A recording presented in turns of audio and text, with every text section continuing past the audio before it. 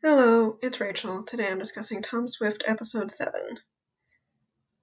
So, as we left off in the previous episode, with Isaac unconscious and unresponsive, we quickly learn that he's been poisoned. So, of course, Tom and Zenzi are desperate to fix the situation, and they're attempting to figure out who would have had the opportunity and also the motive to have poisoned him. Barclay recounts that Isaac met up with Rowan the previous night, so he quickly becomes the prime suspect for the poisoning. As luck would have it, or not, given this is the road back, Eskel has come by Swift Enterprises with Rowan, which gives Tom the opportunity to question him about Isaac. This leads to the reveal that the road back had been targeting Tom with this poison and not Isaac. And just wow. This show really will not let Tom rest. He spent the previous episode being tortured by his mom, of all people, and now he's learning that the road back was trying to poison him, and all of this is happening while he's in the middle of trying to save his father's life. Please give him a break. So, while Tom and Zenzi are at Swift Enterprises trying to find some kind of solution for Isaac, Lino and Lorraine are trying to reach Isaac in the mansion, but for some reason the power has gone out, which means they have no way to access the room he's in, just because of how high security their house is, and there's no other way to get to that specific room other than the elevator, which obviously they can't use without power. Given the time crunch that they're on before Isaac starts to experience permanent damage from the poison, Tom decides that the best method of helping is to force everyone to leave Swift Enterprises so he can manage to create a pseudo-antidote that will slow its effects, given that, Tom is not a doctor, so he can't replicate the real drug that he needs. So while Tom has pulled Rowan aside to work on that, Zenzi finds herself locked in the conference room, and there seems to be a gas filling the room, but she has only passed out for about 15 seconds by the time Eskel notices her, and he quickly gets her out of there and gets her some medical attention. Zenzi is pretty thrown by his behavior after how unpleasantly things ended on their date a few episodes ago.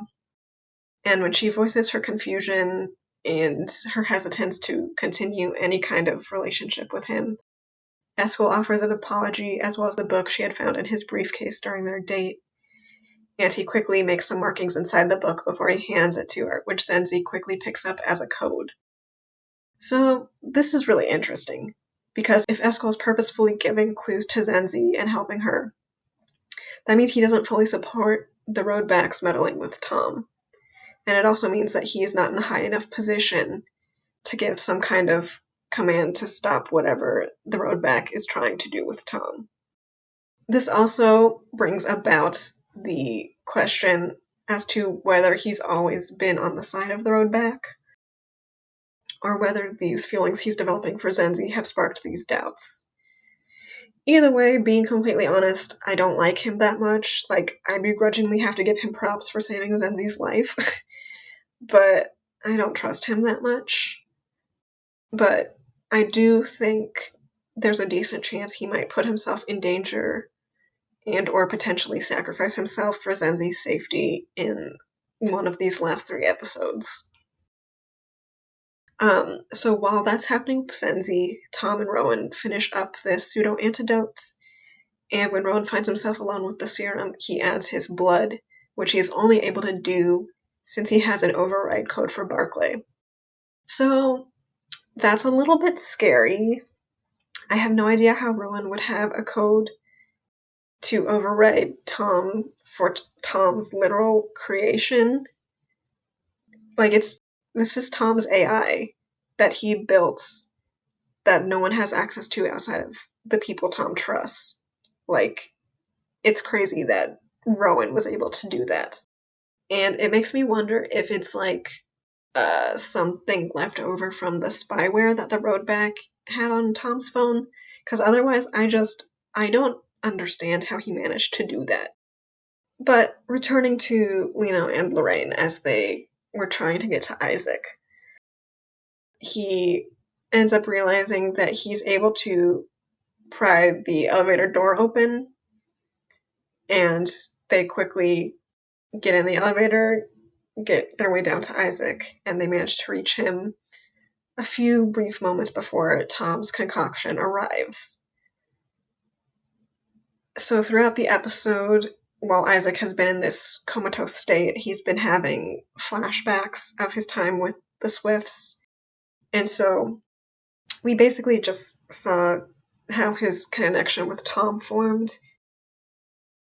And so in this last moment, when he's being given the serum, Isaac's having a memory of when he was given the chance to leave his post as Tom's bodyguard.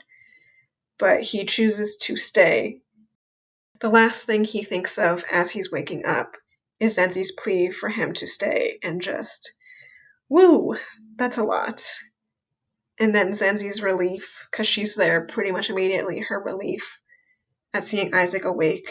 Like, the yearning is so good. It's top tier. I hope we get a kiss before the season's over. They deserve it. And of course, as we're at the end of the episode, there has to be some big reveal. So Susanna, one of the big investors for Swift Enterprises, is revealed to be working with the road back. And what is going on? Like, I mean, yes, given how powerful the organization is, like, I should not be surprised that a character this wealthy would have ties to them. But I was completely unprepared for this reveal because Susanna seemed so unimportant in the grand scheme of things, because she's barely had screen time. Because, like, she was at that investor party where we saw her for, like, maybe 5 minutes, and then she showed up at Swift Enterprises to do, like, a check-in because she wasn't pleased with what happened at the investor party. And again, we saw her for, like, 5 minutes. And now, bam, she's, like, a very important figure in the antagonistic organization that's working against Tom. But anyway, Susanna and Eskel meet up in the middle of nowhere at night, and she kind of implies that she's worried about whether his loyalties still lie with the road back, because she's noticed that he seems to have some feelings for Zenzi. And she reveals that she's kidnapped an individual close to the Swift family, and Susanna basically puts him in the position where she's like, kill this person or Zenzi will die. So, as you'd expect, Eskel chooses to kill the innocent person. And I have to laugh at her being like, you have to kill this man to prove your loyalty to us. And that means Zenzi will be safe. Like, if someone is falling for another person, who would damn them to death? Like, of course he killed the random guy. Like, this was a stupid test. It literally just proves that Eskel likes Zenzi for real. Which, him saving her life earlier in the episode already proved that. Like, what were you trying to accomplish here, ma'am? Because this did nothing to prove his loyalty to the road back. Although, given Susanna recorded the act of him killing this guy, I guess it could be used as blackmail against him to, like, keep him in line at some later point, because he is a public figure. So maybe that was the point. Maybe it was she needed to get blackmail, and she figured this was the only way by threatening Zenzi. So yeah, I'm not sure where things are going from here, especially since there are only 3 episodes left. I'm presuming Barton's gonna reunite with Tom and Lorraine in the finale. Claire's probably gonna get ousted from the company, given she's antagonistic towards Tom, and it's clear that Lorraine and Barton want Tom to take control and be CEO. Other than that, everything feels pretty up in the air, so I guess we just have to wait to see what else is in store. As always, if anyone has any thoughts on the episodes, feel free to leave a comment, because I'd love to continue talking about it, and I'll catch you guys for episode 8 next week. Bye!